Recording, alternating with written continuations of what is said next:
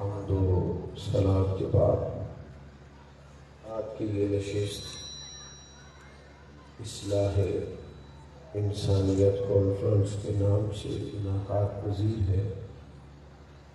اللہ کریم اہتمام کرنے والوں کو، شرکت کرنے والوں کو سب کو بہترین جزا عطا فرمائے۔ میری طبیعت اور مزاج اس طرح کا نہیں ہے کہ میں کسی جگہ کسی جلسے میں زیادہ دیر سے جاؤں، لیکن بعض اوقات راستے کی دشواری اور کچھ اور چیزیں بھی پیش نظر ہوتی ہیں۔ فجر کی نماز پڑھ کے میں گھر سے روانہ ہوا تھا، لیکن سارا شغل سمیٹتے سمیٹتے کچھ مجھے دیر ہو گئی یہاں تک پہنچنے میں۔ انتظار ظاہر ہے سخت چیز کا نام ہے، لیکن امید ہے آپ درگزر کریں گے۔ کچھ باتیں انتہائی مختصر وقت میں اپنے عنوان کے تعلق سے آپ کی خدمت میں عرض کرنی ہے۔ اللہ تعالیٰ نے قرآن مجید میں فرمایا کہ کما ارسلنا فیکم رسولا منکم، فرمایا جیسا کہ ہم نے تمہیں میں سے تمہیں ایک رسول عطا فرمایا۔ تو محبوب کیا کریں گے؟ یتلو علیکم آیاتنا، وہ تم پر ہماری آیتیں تلاوت کریں گے، وَيُزَكِّيكُمْ، اور تمہیں پاک فرما دیں۔ انسان تھوڑا سا بھی اس کی طبیعت پر کوئی میل کچیل ہو تو وہ بوجھ محسوس کرتا ہے۔ آپ صبح کسی ایسے راستے سے گزر جائیں کہ کچھ گرد کچھ مٹی آپ پر پڑ، اللہ تعالیٰ آپ کو مہنگے مہنگے موبائل دے، آمین تو کہیے گا، کبھی کبھی چھوڑنے بھی چاہیے۔ اللہ آپ کو جزائے خیر دے، دو چار لوگ بنا لیں باقی وہ دے دیں، پر یہ ہے کہ موبائل ادھر ہی ہے، میں نے تو چلے جانا ہے۔ آپ مہربانی فرمائے میری بات پر تھوڑی دیر توجہ کریں۔ کوئی بھی تھوڑا سا بھی میل کچیل انسان کی جسم پر ہو نا تو اس کے لیے تکلیف کا باعث بن جاتا ہے۔ ذرا سی کوئی چیز آپ کے ہاتھ کو لگ جائے، جب تک آپ دھو نہ لیں سکون نہیں لگتا۔ آپ کے گریبان کا، گلے کا، قمیض کا، ویسکوٹ کا ایک بٹن ٹوٹ جائے نا تو پوری محفل میں کسی کو نہیں پتا کہ آپ کا بٹن ٹوٹا ہے، لیکن آپ تکلیف میں ہوتے ہیں یار یہ بٹن ٹوٹا ہوا ہے۔ انسان کے ذہن پر، اس کے حاشیہ خیال پر تھوڑی سی بھی چیز اگر ظاہری طور پر لگ جائے تو اسے بوجھ محسوس ہوتا ہے۔ آپ کو زیادہ توجہ کرنی پڑے گی میری بات پر۔ آپ نہا لیتے ہیں نا، چاہے ایک دن کی ہی گرد ہو، لیکن جب آپ نہا لیتے ہیں تو آپ کے جسم سے کوئی 2.5 مانو چیز نہیں اتری، لیکن وہ تھوڑی سی مٹی ہوتی ہے، آپ نہا لیتے ہیں تو اپنے آپ کو ہلکا پھلکا محسوس کرتے ہیں۔ کپڑے چینج کرنے سے بندہ اپنے آپ کو تازہ تر محسوس کرتا ہے۔ یہ اللہ تعالیٰ کا نظام ہے، اس نے انسان کو بنایا ہے۔ پڑھا لکھا آدمی ہو، مالدار ہو، اچھی ڈگری رکھتا ہو، آپ اسے کہیں جانے کی دعوت دیں، ہاں یار فلاں جگہ چلیں، فلاں اس کے پاس پیسے بھی ہیں، گنجائش بھی ہے، سواری بھی ہے، لیکن وہ جاتا نہیں، کہتا پہلے مجھے کپڑے بدلنے، کپڑے بدلوں گا پھر آپ کے ساتھ جاؤں۔ آپ کسی کے گھر چلے گئے، اسے کوئی مسئلہ نہیں ہے آپ کو گھر میں رکھنے کا، کھلانے کا، بٹھانے کا، کوئی معاملہ نہیں، لیکن اگر آپ بن بتائے چلے جائیں تو کہتے ہیں یار بتانا تو صحیح تھا، میں ذرا صفائی تو کر لیتا۔ انسان کی طبیعت پر تھوڑا سا بھی میل کچیل، تھوڑی سی بھی چیز بوجھ بنتی ہے۔ آپ سمجھ گئے میری بات کو، جہاں میں آپ کو سمجھانا چاہ رہا تھا۔ ظاہری طور پر اگر تھوڑا سا میل کچیل ہو تو بندہ تکلیف محسوس کرتا ہے، تو اگر بندے کے دل میں میل کچیل ہو، اللہ اکبر، اللہ، باطن میں دھبے ہو، ڈھیر سارا طبقہ ہے جو کہتا ہے سارا کچھ ہے پر میں بے چین ہوں، پریشانی بھی کوئی نہیں اور دل بھی نہیں لگ رہا، دکھ بھی کوئی نہیں اور سکون بھی کوئی نہیں، وجہ کیا ہے؟ اس پر غور کرنا چاہیے۔ میں نے عرض کیا ہے کہ جب تھوڑا سا بھی دھبا جسم پہ ہو، تھوڑا سا ذرا سی مٹی انگلی پہ لگ گئی تو کہتے ہیں پہلے ہاتھ دھو لو تاکہ سکون ہوگا، لگی رہنے تو تھوڑی سی تو ہے، اتنے کی تو سکون آئے گا۔ یہ جو من کے دھبے ہوتے ہیں نا، باطن کے دھبے، اگر انسانیت کی اصلاح نہ ہو تعلیم و تربیت نہ ہو، من میں اگر دھبے رہ جائیں تو آپ کے پاس سارا کچھ ہے پھر بھی آپ پریشان رہتے ہیں۔ من کے دھبے کیا ہے؟ ان کے تو باقاعدہ نام ہے، ان کی تو باقاعدہ پہچان ہے۔ یہ جو حسد ہوتا ہے نا، یہ من کا دھبا ہے۔ یہ من کا دھبا ہے۔ یہ جو عداوت ہوتی ہے نا، بغض ہوتا ہے، یہ من کا دھبا ہے۔ یہ بندے کے باطن پہ، یعنی کسی بندے کا ذہن مان لینا میں تو معزز آدمی ہوں علاقے میں سے، یعنی اس کا اپنا ہی خیال ہے، پتہ نہیں کوئی معزز سمجھتا ہے کہ نہیں، لیکن دھبا اگر چڑھ گیا نا اس کی طبیعت پر، بندہ بے چین رہے گا۔ کیوں؟ وہ کہے گا یارو فلانا منڈا لگ گیا، میرے کو اسلام ہی نہیں سکھیتا، میں فلاں مجلس میں گیا ہوں، انہوں نے میرا اسپیکر کے نام بھی نہیں لیا، مجھے اسٹیج پہ نہیں بٹھایا، مفت کی ٹینشن، ہر وقت کی پریشانی۔ کیوں؟ کہ اندر ایک مزاج میں ایک بات آ گئی ہے کہ میں بڑی شاید وہ جینے نہیں دے رہی۔ جو لوگ سادے ہوتے ہیں نا، یعنی جو جوان ابھی گیا ہے نا، اس نے 4-5 ہزار روپیہ دے کے بال سیدھے کرائے ہیں، تو پریشان بھی بڑا رہتا ہے کہ یار میں انہیں پیسے لا چھوڑنے تک ہی کوئی نہیں گیا۔ تو جو آدمی سیدھا بیچارہ ابھی چارہ کاٹ کے آیا تھا 4 گھنٹے پہلے، اسی طرح منہ دھویا، کپڑے بدلے آ گیا، تو پیچھے بھی بیٹھ جائے، اس کی ویڈیو نہ بھی بنے، فوٹو نہ بھی آئے، کوئی اسے سیاسی سماجی بڑا آدمی نہ بھی گئے، جیسے کسی نے کچھ بھی نہ لگ دے، نہ کوئی زیادہ ڈر۔ بلے شاہ کہنے لگے نہ بلے چل نہ اتھے بسیے، وہ جتھے بس تیری ساری اندے، اٹھ بلیا چلو اتھے بسیے جتھے بس تیری سارے اندے، نہ کوئی ساری ذات پچھانے، نہ کوئی سانو منے۔ اس چکر سے باہر آنا ہے کہ کوئی میرے ہاتھ چومے، کوئی میرا نعرہ لگائے، کوئی میرا پروٹ، یہ من کا دھبا ہے۔ یہ میل کچیل چڑھ جاتا ہے، سینے پر بوجھ بنتا ہے، کوئی مانتا نہیں، ویسے لوگ مانتے نہیں، آپ بھی نہ مانیے گا، آپ کی مہربانی، ماننا نہ، مانتے نہیں بندے۔ ویسے لوگ جب بے چین ہوتے ہیں تو انہیں پتہ کرنا چاہیے کہ جسے جل تو نہیں رہے۔ مجھے بتائیں جو شاید جل رہی ہو وہ سکون محسوس کرے گی؟ میں نے کہا ماننا نہیں بالکل بھی، ہاں نہ بھی لگے گی، ماننے والی بات ہے ہی نہیں۔ ساری دنیا کے لیے حسد ہوتا ہے، یہ آج تک کسی نے مانا میں کرتا ہوں؟ سوال ہی نہیں پیدا ہوتا۔ ساری دنیا کہتی ہے لوگ دولت سے پیار کرتے ہیں، کبھی کوئی بندہ آپ کو ملا ہو جو اعتراف جرم کرے کہ میں کرتا ہوں، کہتے جاتے ہیں، لیکن اعتراف کرنے والے لوگ میسر نہیں۔ یہ من کا روگ ہے حسد، اور اعلیٰ حضرت رحمت اللہ علیہ نے لکھا ہے، فرماتے ہیں حسد کرنے والا بندے پر اعتراض نہیں کرتا، حسد کرنے والا تو اللہ کی تقسیم پر اعتراض کرتا ہے۔ وہ تو کہتا ہے ادھر نہیں جانا چاہیے تھا، ادھر آنا چاہیے تھا، یہ شان، یہ شہرت، یہ اعزاز، یہ کمال، یہ مال، یہ دولت، یہ منصب ادھر کیسے چلا گیا، ادھر آنا چاہیے۔ بے چین ہو جاتا ہے انسان، تکلیف اٹھاتا ہے۔ اللہ فرماتے ہیں میں نے تمہیں محبوب دیے ہیں، یتلو علیکم آیاتنا، وہ تم پر میری آیتیں پڑھیں گے، ویزکیکم، اور تمہیں پاک صاف فرما دیں گے۔ حضور سے سیکھ لو، نبی پاک سے سیکھ لو۔ یہ جو تکبر ہے نا، کسی کو چھوٹا سمجھنا، یہ بہت بڑا روگ ہے انسانی زندگی میں۔ ہمارے یہاں بہت سارے لوگ نا اپنی شان خود ہی بنا لیتے ہیں، تو کہتے ہیں میں 25 سال خدمت کی تھی، کسی نے 30 سال کی، کسی نے 18 سال، خود کو خود ہی اپنی شان بنا لی۔ اس شان کے پیچھے لگ کے بیچارے پریشان ہو جاتے ہیں، شاہ پر کوئی اٹھائے میرا، کوئی مجھے سلوٹ کرے، کوئی میرے جوتے اٹھائے، میری عظمت سمجھی جائے۔ آپ دیکھتے ہیں بہت سارے لوگ سارا دن اپنے حقوق کی بیان کرتے رہتے ہیں، اپنے گروہ کے بارے میں، اس گروہ کو کوئی نہیں پوچھتا۔ آہستہ آہستہ نتیجہ کیا نکلتا ہے؟ انسان سہارے ڈھونڈنے والا ہو جاتا ہے۔ شیخ الحدیث، استاد الاساتذہ حضرت علامہ عبدالمصطفیٰ اظہری صاحب رحمۃ اللہ علیہ، اعلیٰ حضرت کے خلیفہ تھے جنہوں نے بہار شریف لکھی ہے، مولانا امجد علی صاحب رحمۃ اللہ، ان کے بیٹے تھے، بہت بڑے عالم۔ لکھا ہے کہ ایک دفعہ لاہور میں خطاب فرما رہے تھے تو تقریر کرتے کرتے کہنے لگے میرے ہزاروں شاگرد ہیں اور ہزاروں چاہنے والے ہیں، اور اللہ کا شکر ہے میں اپنے جوتے خود اٹھاتا ہوں۔ کہنے لگے میں اس تکلف کا شکار بلا وجہ اپنا احساس بنا لینا، بلا وجہ وہ میری اماں جی کبھی ہم انہیں گھر میں کہتے نا کہ اماں جی چھڑ دی اسی جو سارے ہیں آتے اماں جی فرمانے تھوڑا دے دے میں کہوں تو ڈائی جاواں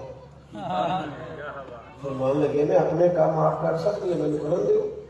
اس سے انسان تک ہم نے نا بلا وجہ بات چیزیں طاری کر دی وہ ہمیں تکبر میں مبتلا کر دیتی.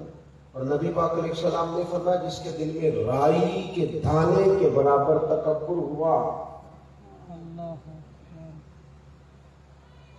فرمایا اللہ قیامت کے دن لوگوں کی شکلیں چیونٹیوں جیسی کر دے گا.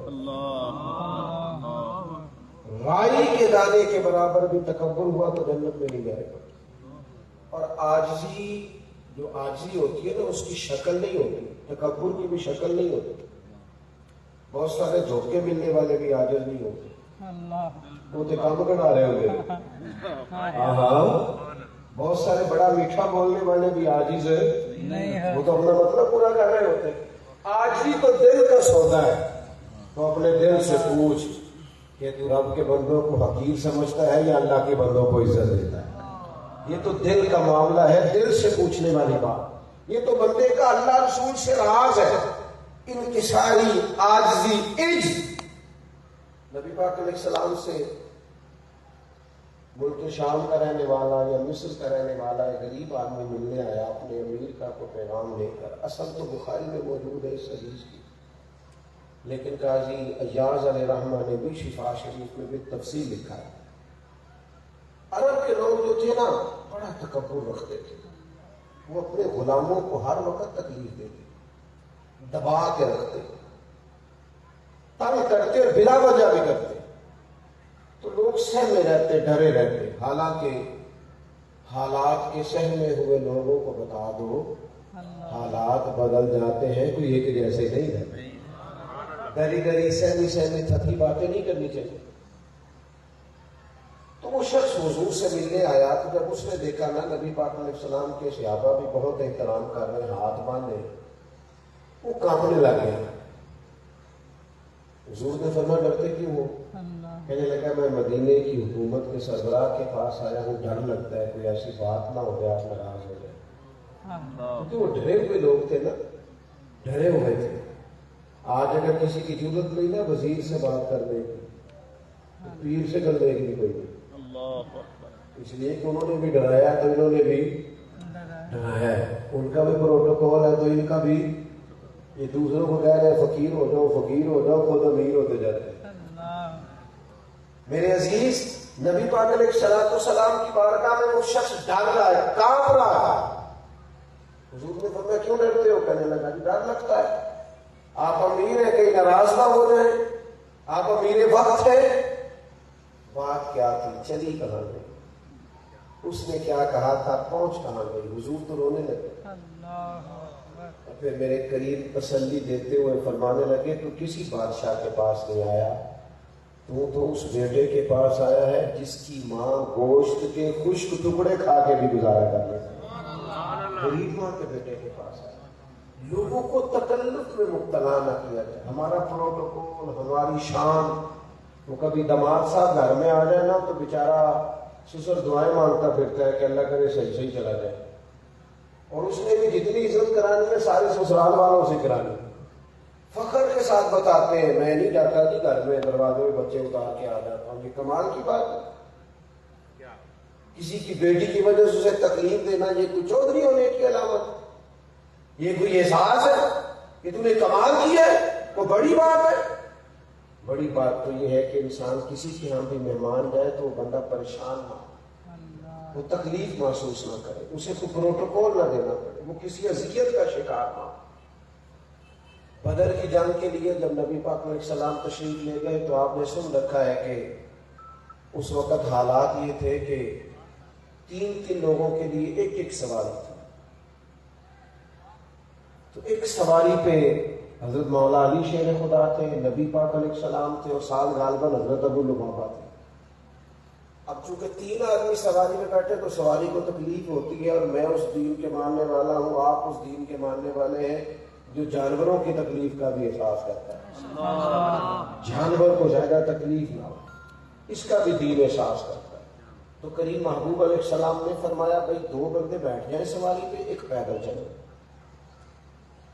کچھ دیر وہ پیدل چلے اور پھر ایک اور بیٹھ جائے، ایک اتر جائے، اور جو پہلے چل رہا تھا وہ بیٹھ جائے، دو بیٹھ جائے، تین نہ بیٹھے۔ اب نبی پاک علیہ الصلوۃ والسلام نے خود بھی یہی کیا، ایک سواری، ساتھ مولا علی، ساتھ حضرت ابو لبابہ رضی اللہ تعالی عنہما۔ اب ایک دفعہ حضرت ابو لبابہ حضور علیہ السلام کی مقدس پشت پر بیٹھے، پیچھے سفر ہوا، پھر حضرت مولا علی بیٹھے، حضرت ابو لبابہ پیدل چلے۔ آپ کی توجہ ہے میری بات پر؟ اب حضور کی باری آئی پیدل چلنے، قریب نیچے اتر آئے، میں پیدل چلوں، دست بستہ دونوں غلاموں نے عرض کی حضور ہماری جانیں بھی قربان، ہماری روحیں بھی قربان، ہمارے ماں باپ بھی قربان، ہماری اولادیں بھی قربان، حضور مہربانی کریں ہم پیدل چلتے ہیں، آپ تشریف رکھیں۔ پتہ حضور نے کیا فرمایا؟ یہ دیکھیں، یہ قرین قیاس ہے، بالکل این عقل کے قریب بات۔ حضور فرمانے لگے تم مجھ سے زیادہ طاقتور ہو، تم پیدل چل سکتے ہو، میں نہیں چل سکتا، تم زیادہ طاقتور ہو۔ اور پھر حضور فرمانے لگے تو نے اللہ تعالیٰ سے زیادہ اجر لینا ہے، میں نے بھی تو اپنے رب سے اجر لینا ہے۔ آپ اپنی زندگی میں نا ذرا لیول ٹھیک کریں، چلے زیادہ لمبی بات نہیں کرتا، جو لیول بیٹی کا ہے اتنا بہو کا بھی بنا لیں۔ ناراض ہو گیا نہیں، آپ خوش تو ہونا، میں نے خوشی والی بات، زیادہ نہیں، میں یہ نہیں کہتا بیٹی سے زیادہ درجہ دے، جتنا لیول آپ کے ذہن میں اپنی بیٹی کا ہے وہ اتنا بہو کا بھی بنائے، وہ بھی بیٹی ہے، اسی زاویہ نظر سے اسے بھی دیکھے وہ، یعنی بیٹی اگر جا کے سسرال میں کام نہ کرے، شکایت ہے تو کہتے ہیں یہ بچی ہے، اور اگر بہو سے کام ٹھیک نہ ہو تو کہتے تھے مما نے سکھا کے نہیں لیا، اور بھائی تیرا اپنی بیٹی کے بارے میں فتویٰ یہ ہے کہ ابھی بچی ہے، اور دوسری کی بیٹی کے بارے میں یہ نقطہ نظر کیوں نہیں، کہ تیری رائے کیوں نہیں؟ تو مساوات میں آئے، یہ تکبر، یہ حسد، پھر عداوت، کینہ بڑی بیماری ہے، کسی لڑائی ہو جاتی ہے نا، اختلاف رائے ہو جاتا ہے، جہاں زندہ لوگ رہتے ہیں وہاں رائے کا اختلاف بھی مردوں میں نہیں ہوتا، وہ جو فوت ہو گئے ان میں رائے کا اختلاف ہے، جہاں زندہ لوگ رہتے ہیں وہاں رائے کا اختلاف بھی 100% ہوتا ہے۔ ایک آپ صبح بچوں سے پوچھ لیں آج پکانا کی ہے، ایک کہے گا میں نے یہ نہیں کھانا تھا، دوسرا کہے گا میں نے، تو ان سے عداوت پیدا کر لیں گے، رائے کا اختلاف ہے، یہ ہو جاتا ہے، یہ زندہ لوگوں کی علامت، اسے خوش دلی سے قبول کریں، لیکن ہم ضد بنا لیتے ہیں۔ بہت سارے لوگ کہتے ہیں آپ نے مجھ سے مشورہ مانگا تھا، اگر ماننا نہیں تھا تو مانگا کیوں تھا؟ وہ خدا کے بندے، مشورہ مانگا تھا، حکم تو بھی نہ مانگا تھا۔ مشورہ وہ ہوتا ہے قبول بھی کیا جا سکتا ہے اور رد بھی کیا جا سکتا ہے، تو آپ نے تو حکم دے دیا، پھر اس نام ماننے پر اتنی بڑی ناراضگی، وہ بھائی نے جی اپنی بیٹی کی منگنی کیا تو مجھے بلایا نہیں، لہذا میرا مرنا جینا ختم ہو گیا۔ خدا کے بندے، بھائی تو بیٹی کی شادی پہ بھی نہ بلاتا تو پھر بھی جائز نہیں، اس سے تعلق تو اس کی مرضی بلائے چاہے، آپ کس چکر میں بگڑ رہے اور اتنا لمبا بگڑ رہے ہیں؟ عداوتیں نہیں، بغض نہیں، حسد نہیں، ہم بغض پیدا کرتے، چلے جی برادری اکٹھی ہو گئی، چودھری صاحب آ گئے، صلح کر لو، لڑائی ہوئی تھی صلح کر لو، اب آ گئے چودھری صاحب، اب آ گئے برادری کے بڑے، صلح کر لینی ہے، معاف نہیں کرنا، پھر انتظار کرنا ہے کہ جب میرے قابو آئے گا، یہ مومن کا طریقہ نہیں۔ عداوت دل میں رکھنا، بغض رکھنا، جب آپ نے کہا میں نے معاف کیا تو پھر معاف کیا۔ اللہ کے رسول صلی اللہ تعالیٰ علیہ وسلم جب کسی کو معاف کرتے تھے تو اس کی پچھلی غلطیاں بھی نہیں گنواتے۔ ہمارے یہاں لوگ اتنا لمبا پیچھے سے دفتر کھولتے ہیں باتوں کا کہ ان میں سے بذات خود کچھ نئی تلخیاں جنم لے لیتے ہیں۔ وہ سوال جواب کی نشست شروع ہوتی ہے تو صلح بیچ میں رہ جاتی ہے۔ نبی پاک علیہ السلام نے فرمایا جمعرات اور پیر والے دن لوگوں کے اعمال اللہ کی بارگاہ میں جاتے ہیں، سنو میں اس اصلاح انسانیت پر بات کر رہا ہوں۔ کہا جمعرات اور پیر کو اللہ کی بارگاہ میں لوگوں کے اعمال جاتے ہیں، حاجیوں کے بھی، نمازیوں کے بھی، قاریوں کے بھی، عبادت گزاروں کے بھی، سخیوں کے بھی، سب کے۔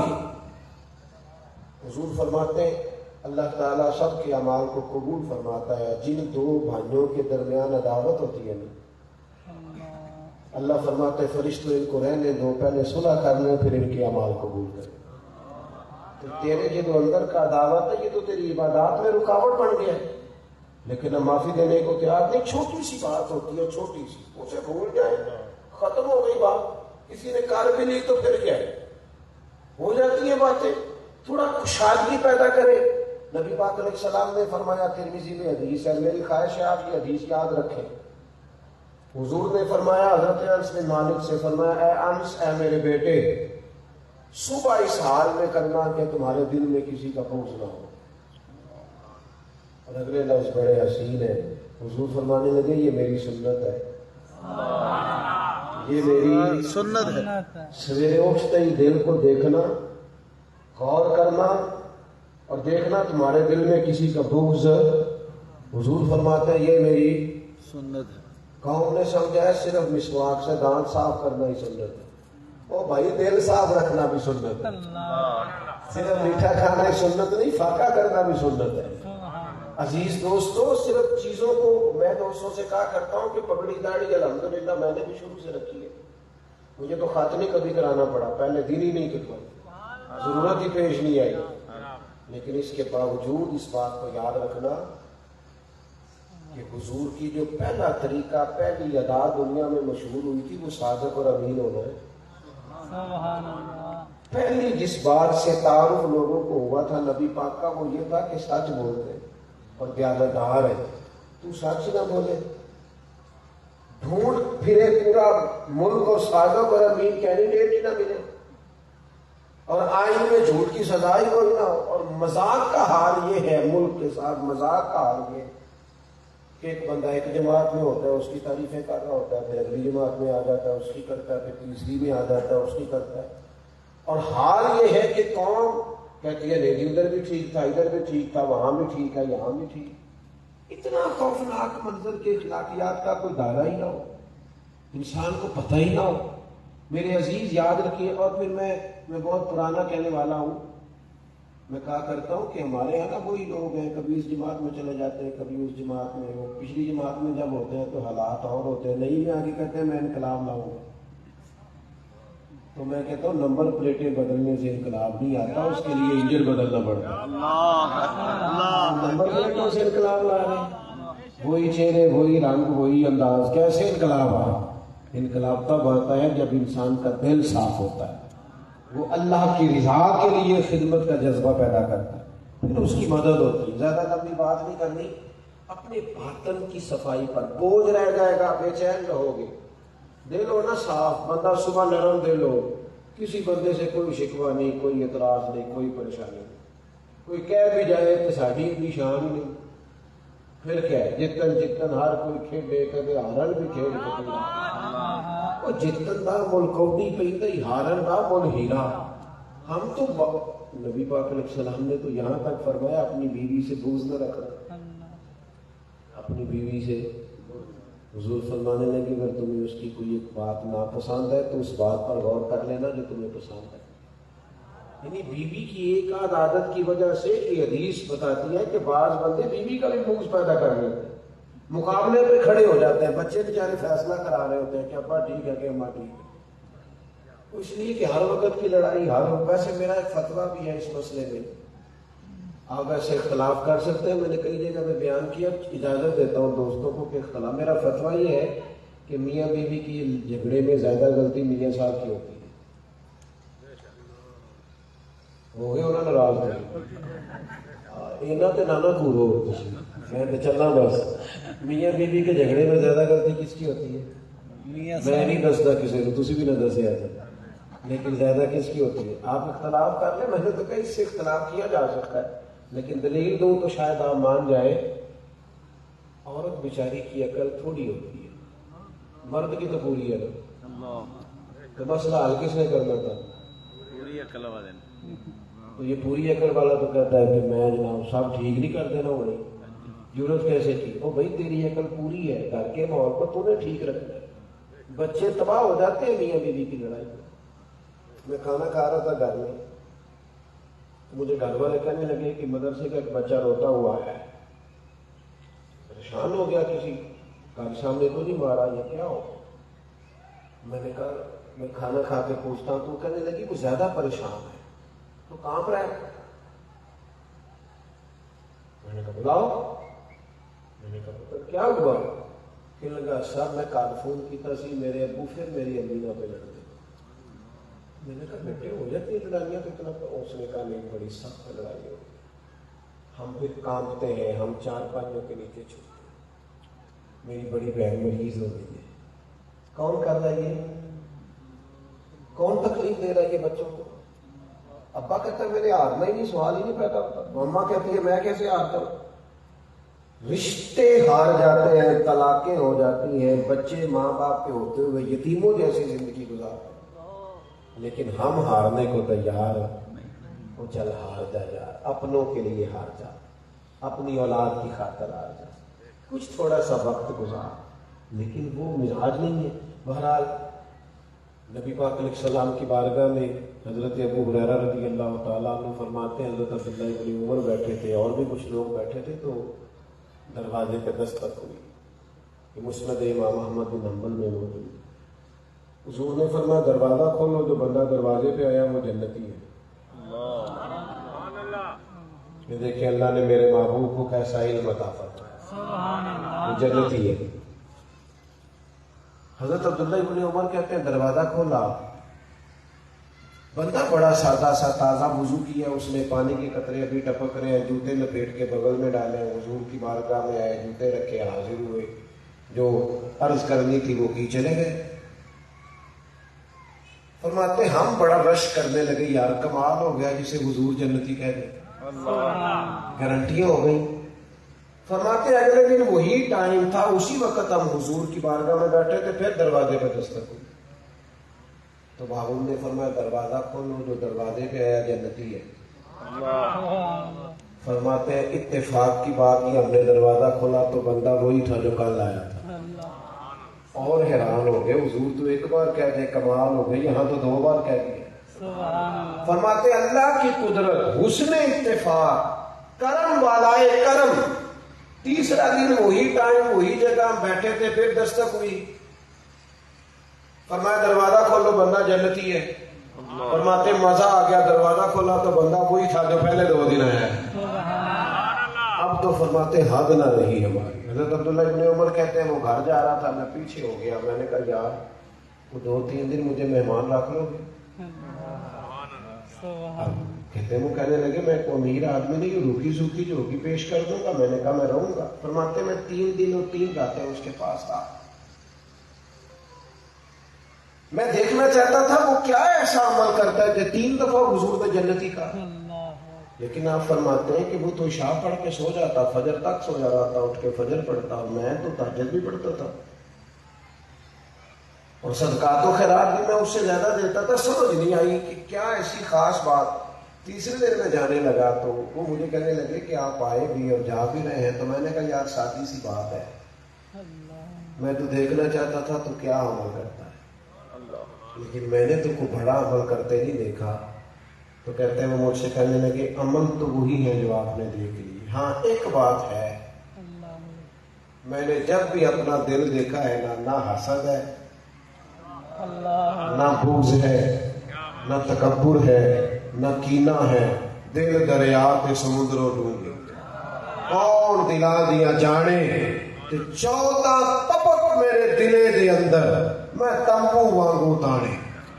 کشادہ ہے میرا دل, میرے دل میں کسی کے لیے کوئی عداوت نہیں. ہاں دشمنان دین کے لیے اشداء علی الکفار کے لفظ آئے, لیکن اپنوں کے لیے کوئی عداوت نہیں, کوئی بغض نہیں, کوئی کینہ نہیں, کوئی کھوٹ نہیں. فرمانے لگے میں سمجھ گیا. میں نے کہا بس یہ تیرے دل کی صفائی ہے جس کی وجہ سے مدینے والے محبوب نے 3 دفعہ جنت کی بشارت عطا فرمائی. تو آج کی ساری گفتگو میں اصلاح انسانیت کے لیے میں جس چیز کو سب سے ضروری اور اہم سمجھتا ہوں, اور میں جسے سمجھتا ہوں جس کی ہمیں بڑی حاجت اور ضرورت ہے, وہ ہے ہمیں اپنے دلوں کو صاف کرنا چاہیے. اپنے باطن سے اگر یہ ساری چیزیں ہم نکال دیں, یہ کھوٹ، یہ عداوت ہے۔ آپ یقین کریں ہم اپنوں کے ساتھ رہتے ہیں پر ساتھ نہیں ہوتے، ہم اپنوں کے بیچ وقت گزارتے ہیں پر اس کا لطف نہیں لے پاتے۔ ہم لوگوں کے ساتھ رہتے ہیں لیکن کیونکہ دل ساتھ رکھ کے نہیں رہتے، لہذا ساتھ رہنے میں بھی کوئی لطف نصیب نہیں ہوتا۔ اپنی طبیعتوں میں، اپنے مزاجوں میں، اپنے روزمرہ کے معاملات میں، جہاں آپ کپڑوں کی صفائی پر بڑا دھیان دیتے ہیں اور کنگھا بڑے احتیاط سے کرتے ہیں اور باقی چیزوں کا آپ ظاہر میں بڑا خیال رکھتے ہیں، حضور نے فرمایا تھوڑا دل پر بھی توجہ کرو، اپنے باطن پر بھی تھوڑی نگاہ ڈالو۔ اگر یہ میلا کچیلا ہو گیا تو پھر بھی سکون نہیں آئے گا۔ اللہ کی بارگاہ میں